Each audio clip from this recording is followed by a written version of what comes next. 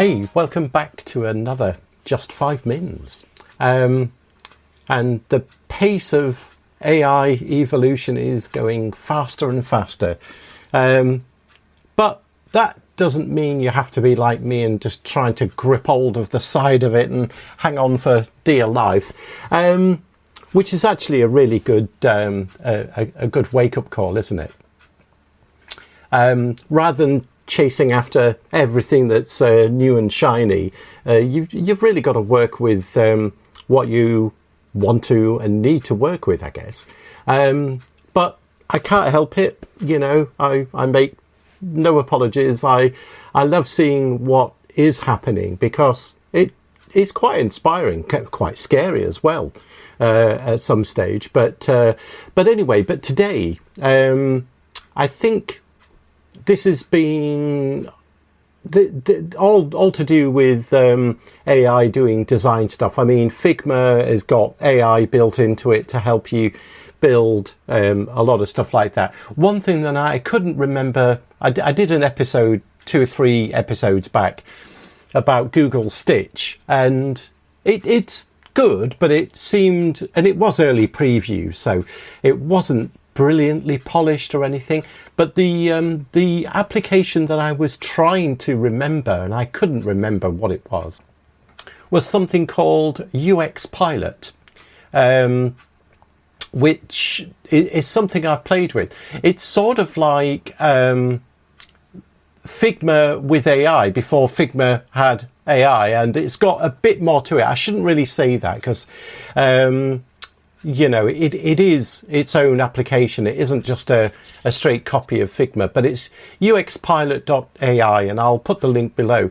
It's actually really good. If you are familiar with Figma, then it'll feel quite usual for your workflow. But there are definitely a lot of interesting aspects to that. But where we're moving on to now, and of course, this is where you can always tell there's this sort of shift, like a collective shift. It's like I've got another episode coming on AI memory, and especially from a coding perspective, but not explicitly for coding. All of things like the Codex app, the Claude desktop app, GitHub Copilot, all the CLIs.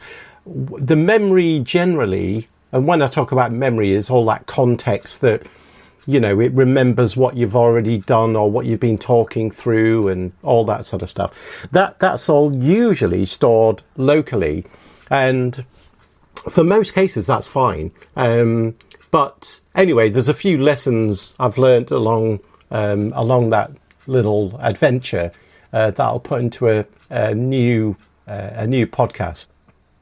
But essentially, it's having memory that persists across sessions, and importantly for myself, it persists across machines, which has been, you've been able to do it with little workarounds and things like that. But you know, having something a little bit more streamlined is very good.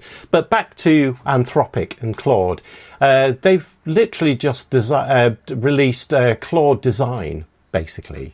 So it's not necessarily a separate app for sure, but a little bit like that Figma AI and UX Pilot, things like that. They've built it into Claude Desktop, so there isn't like a new app as such. It is only available on the Pro, Max and whatever plans, team plans and stuff. So unfortunately, if you're on the free plan, you won't get access to this, which is another story, isn't it? All these subscriptions. But hey, we'll come back to that another day.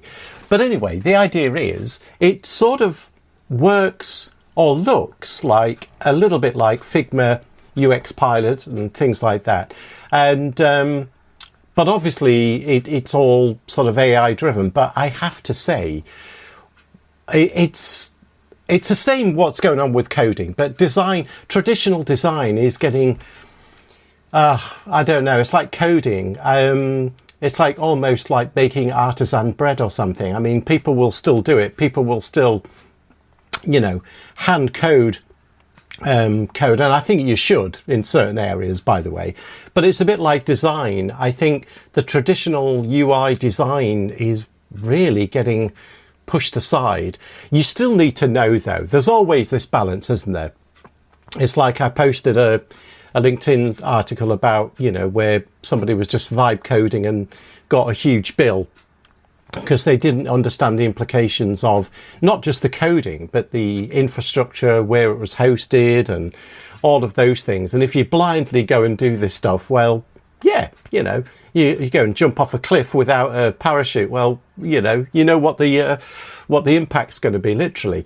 So I think for coding and now design with Claude Design, it is getting, you know, and maybe this is a good thing to, you know, there is a real positivity here that it's allowing people the ability to build a lot of this stuff themselves, or at least to get it to a point where they can hand it over. Because if you don't have huge amounts of funds to actually employ, you know, dedicated UI designers and all that sort of stuff, well, you know, it's not a bad thing.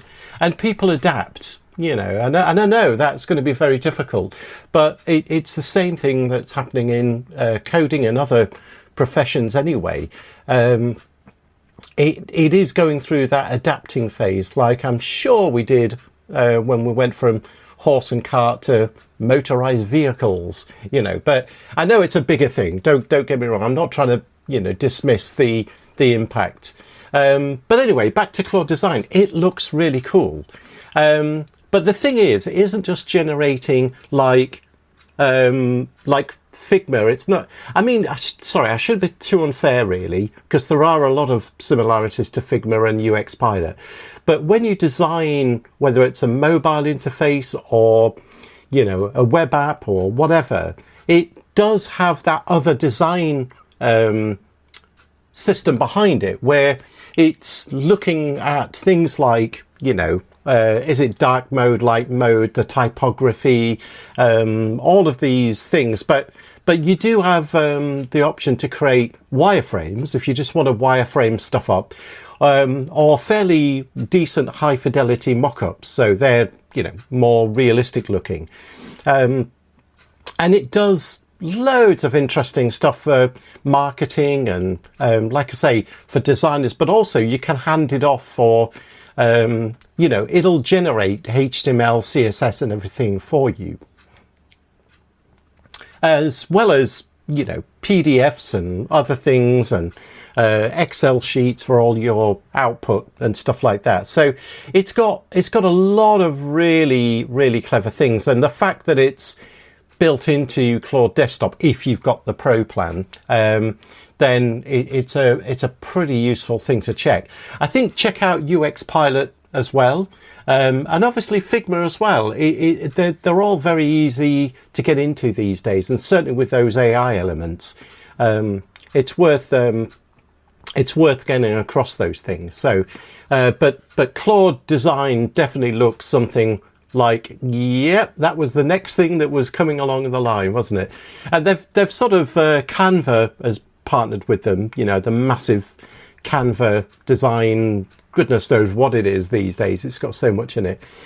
So they've done, you know, Claude or Anthropic have done a few collaborations basically with these big leading sort of brands to test it out. So that's what I've got today. I'll put the links below, but yeah, I'm very optimistic. I can't help it. I'm too optimistic maybe, but I am excited about this stuff, mainly because it sort of gives the everyday Joe or Joe S, we don't want to be sexist here, you know, the ability to actually do this. But again, there's always the caveat about knowing what you really want and how it sort of, what's your target at the end of it, all that sort of stuff. So, you know, I think you'll still need people who have got an eye for UI and UX development, but that's what we've got. That's what we've got this time. So anyway, that's what I'll do. I'll leave it there. Wherever you are, have a good day, a good week,